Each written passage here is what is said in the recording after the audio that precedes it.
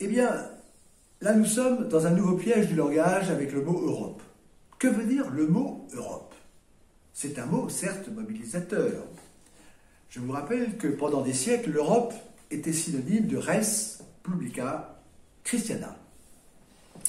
Dans la réponse à votre question, il faut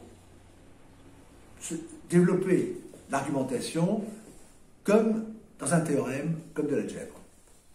Premièrement, la dite Europe est une fiction d'unité puisqu'elle est fractionnée. 1.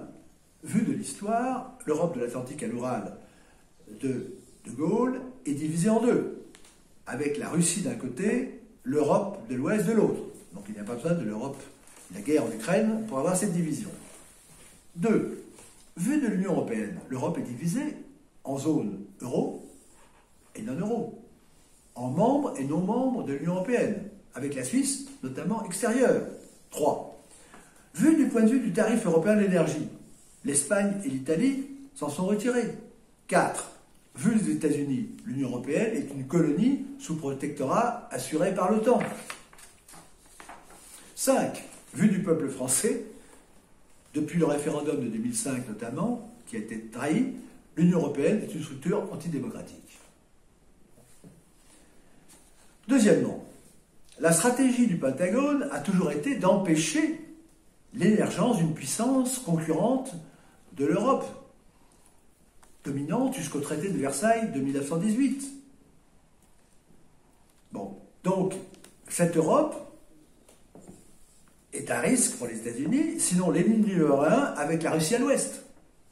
La formule qui a été publiée avec le rapport du Pentagone le 8 mars 1992 par le New York Times précisait même: la mission des États-Unis sera de s'assurer qu'il ne sera jamais permis à aucune puissance rivale d'émerger en Europe occidentale, en Asie ou sur le territoire de la CEI. C'est dans mon livre Le syndrome de l'ortolan, page 44. Voilà qui est clair. Et je vous rappelle quand même, sur la page de couverture du syndrome de l'ortolan, qui a servi évidemment d'illumination à François Asselineau, il était bien dit: appel au président de la République, qui était Chirac à l'époque, pour qu'il révèle la guerre que nous font les États-Unis et sorte ainsi la France du piège européen. Troisièmement, l'application de la stratégie britannique a toujours été et toujours d'opposer les deux puissances principales sur le continent européen. Nous l'avons payé assez cher. Et c'est ce que réalise magnifiquement la guerre en Ukraine, qui coupe notamment l'Europe de l'Ouest des ressources énergétiques et autres de la Russie. 4. Comme la fiction démocratique, la fiction européenne a autant de beaux jours devant elle, à l'épreuve du conflit ukrainien, que le mot esclavagiste démocratie, tant qu'il permettra de maintenir les peuples, l'Europe, et tout particulièrement la France, dans les fers. Il aura toujours de beaux jours, tant que le modèle français, démocratique, n'aura pas repris le dessus, et la place du modèle oligarchique anglo-saxon.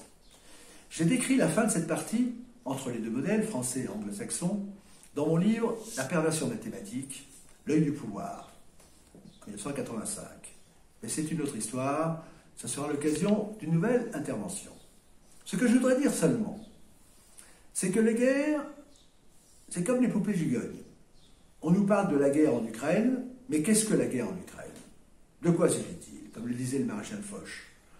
Alors je rappellerai seulement, pour donner de la hauteur et de l'espace, pour montrer à quel point les présidents de la République ne sont que des marionnettes qui n'osent pas parler tant qu'ils ne sont pas morts, en quelque sorte, je rappellerai le testament que j'ai révélé de François Mitterrand, le testament qu'il avait indiqué, et pourtant le président Mitterrand passait pour quelqu'un de courageux, et c'était publié dans le syndrome de l'ortolan, dont je viens de vous parler.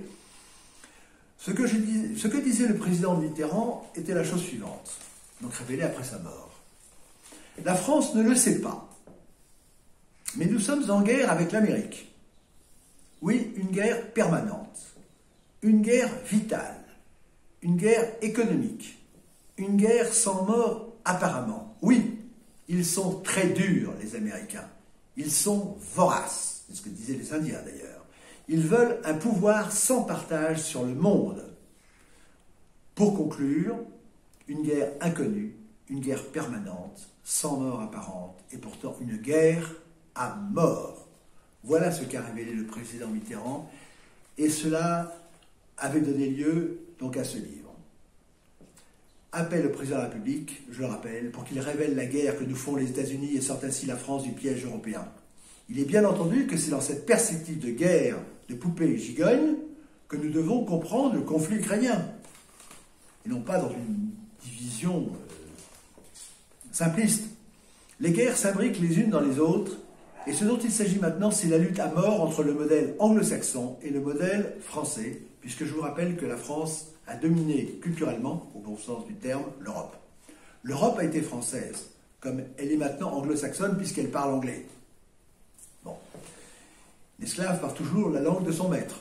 Je vous rappelle que le président Macron montre bien son allégeance au bloc anglo-saxon en ne voulant pas que la langue française redevienne la langue de l'Europe. Voilà le vrai sujet. Puisque l'Angleterre est partie maintenant. Et donc tout se joue maintenant à partir de ce modèle français. Et tant que le modèle français n'aura pas retrouvé sa place dans l'ordre de l'intelligence, dans l'ordre de la morale, dans l'ordre de la politique, eh bien hélas, le modèle anglo-saxon aura de beaux jours devant lui et la guerre en Ukraine se portera magnifiquement bien, puisqu'il s'agit évidemment d'appliquer la politique britannique dans le cadre des poupées gigognes.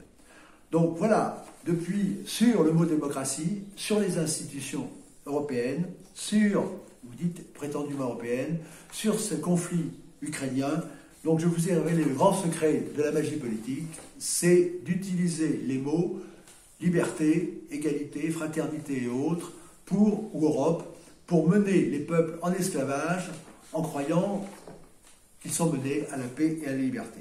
Et c'est pour ça que j'ai fait ce site, Réarmer l'intelligence, pour enfin sortir de cette magie politique qui nous conduit à la ruine, à la mort spirituelle et matérielle. À bon entendeur, salut.